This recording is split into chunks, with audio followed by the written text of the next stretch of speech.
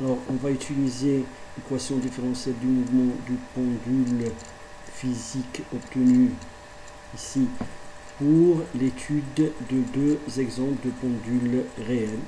Alors, le premier est d'un pendule constitué d'une tige de longueur L et de masse M supposée répartie uniformément sur la tige de telle façon que le centre de masse soit au milieu de la tige. Alors cette tige fait une rotation autour d'un axe qui passe par haut et qui est perpendiculaire à la page. Alors on va supposer que la longueur de la tige est très supérieure devant sa largeur et son épaisseur. On peut écrire de ce fait que dm, c'est-à-dire une masse infinitésimale de la tige égale à lambda fois ds, avec lambda égale à la masse limite de la tige et ds un élément infinitésimal de la longueur de la tige. Bien sûr, l'équation différentielle du mouvement s'écrit sous cette forme, elle est déjà obtenue. Izz, c'est le moment d'inertie de la tige par rapport au point O, suivant Z. Θ de point égale à moins L sur 2 mg sinus θ. Pourquoi L sur 2? Parce que la L, petit l, représente la distance entre le centre de masse et le point O. Dans ce cas, égale à L sur 2. C'est pour ça qu'on écrit L sur 2, voilà, mg sinus θ. Alors il nous reste à définir IZZ, c'est-à-dire le moment d'inertie par rapport à l'axe de rotation. Alors rappelons l'expression du moment d'inertie par rapport à Z, la somme de MI, X, I, Y, ils sont les composants du vecteur position de la masse MI par rapport au point O. Alors, puisque le solide est continu, on passe à l'intégrale. Alors on va remplacer MI par dm, on fait l'intégrale x au carré plus y au carré. Alors, remplaçons dm par lambda ds, on aura lambda ds x au carré plus y au carré. Alors, on voit ici sur la figure que la masse infinitésimale dm répartie sur une longueur infinitésimale ds est repérée par une longueur s par rapport au point O. Alors, les composantes c suivant x et y. Alors, on voit bien que x au carré plus y au carré égale à s au carré, c'est Pythagore.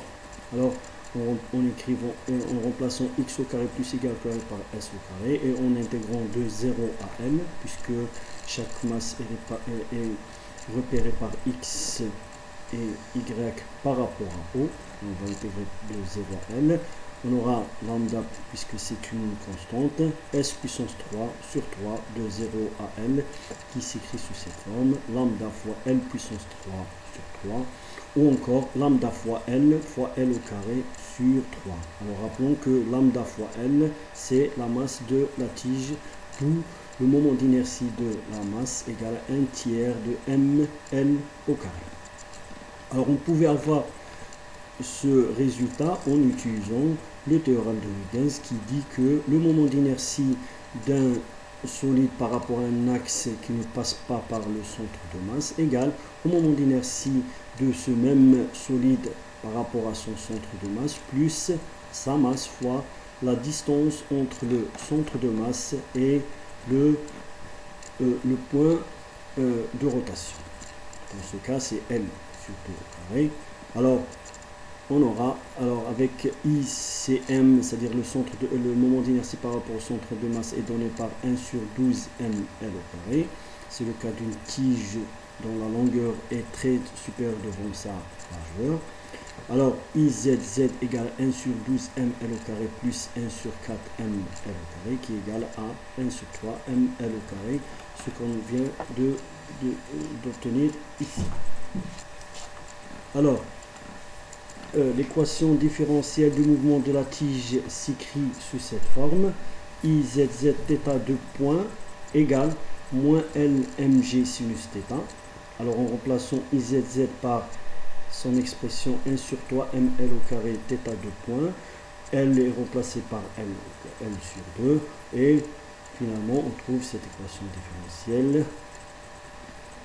qui se met sous cette forme en divisant par n sur 3 ml au carré. Alors on obtient θ 2 points plus 3 sur 2 g sur L sinus θ égale à 0. Alors c'est une équation différentielle du second ordre mais qui n'est pas linéaire à cause du terme sinus θ. Alors on peut linéariser tout en supposant que l'angle de rotation est petit, c'est-à-dire θ inférieur à 10 pour de faibles oscillations. Alors dans ce cas-là, sinus θ peut être remplacé par θ en radian. On tombe sur cette équation différentielle linéaire dont la solution est bien connue. θ de t égale à a cosinus oméga 0 t plus alpha, avec oméga 0, la pulsation propre de la tige, est égale à la racine de 3g sur 2L. On voit bien que la pulsation d'oscillation ne dépend pas de la masse du solide.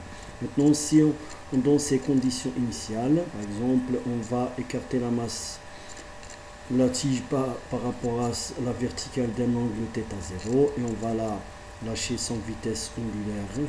On aura, en remplaçant t par 0 dans cette expression, en dérivant θ, en remplaçant θ par 0, on aura θ0 égale à cosinus alpha égale à θ0, par exemple θ0 égale à 10 degrés. Maintenant la dérivée, on dérive et on remplace par t par 0, on aura moins a oméga 0 sinus alpha égale à 0. Alors puisque a et oméga ne sont pas nuls, on aura sinus alpha égale à 0. Alors on aura sinus alpha égale à 0, alpha égale à 0 ou alpha égale à pi. Maintenant prenons alpha égale à 0. Alors en remplaçant alpha égale à 0 ici, on aura a cosinus 0 qui est égal à 1 égale à θ0, d'où a l'amplitude égale à θ0.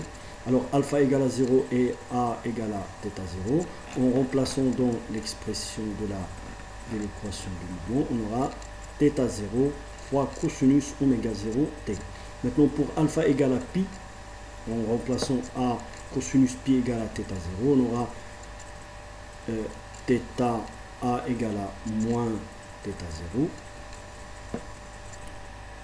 Maintenant θ de t égale à moins θ0, puisque a égale à moins θ0, cosinus oméga 0 plus pi, parce qu'on a pris alpha égale à pi. Alors on trouve la même chose, θ0 cosinus oméga 0 t. Voilà, c'est le mouvement de la tige. Maintenant, on passe à un exemple d'un anneau dont la masse est répartie uniformément sur son périmètre. Alors l'anneau est de rayon R et de masse grand M et peut pivoter autour d'un axe qui passe par un point de son périmètre. Alors en utilisant toujours l'expression de l'équation différentielle IZZ θ de point égal à moins LMG sinus θ. Alors bien sûr L est la distance entre le centre de masse et le point O qui est égal à R, grand R. Maintenant, on peut utiliser le théorème de Huygens IZZ égale à le moment d'inertie par rapport au centre de masse plus M R au carré, puisque la distance entre O et M égale à R. Alors le moment d'inertie de l'anneau par rapport à un axe passant par son centre de masse s'écrit sous cette forme. En passant à l'intégrale, on aura l'intégrale de mx au carré plus y au carré. Maintenant, une partie infinitésimale de la masse dm égale à lambda fois r dθ. Voilà, sur la figure, une masse dm est répartie sur un arc qui est égal à r dθ. Maintenant, toutes les masses sur le périmètre sont à une même distance r. C'est pour ça on va écrire x au carré plus y au carré est toujours égal à r au carré, ce qui est constante. Alors en remplaçant dans l'expression de i, c'est m, on aura l'intégrale de 0 à 2pi, puisqu'on fait le tour de l'anneau. Lambda r delta θ fois r au carré. Alors puis, bien sûr, lambda et r sont des constantes. On va les faire sortir de l'intégrale. On aura 2pi fois lambda r puissance 3. Il peut s'écrire sur cette forme, 2pi lambda r fois r au carré. Rappelons que la masse de l'anneau égale à 2pi r lambda, d'où le moment d'inertie par rapport au centre de masse s'écrit sous cette forme mr au carré. Alors, IZ, le moment d'inertie par rapport au point O de rotation, égale à mr au carré plus mr au carré qui est égal à 2mr au carré. Alors, en remplaçant dans l'équation différentielle du mouvement de l'anneau, on aura 2mr au carré θ de point égale à moins r mg sinus θ. Alors, en divisant par 2mr au carré, on aura cette expression de l'équation différentielle du mouvement θ de point plus g sur 2r sinus θ égale à 0.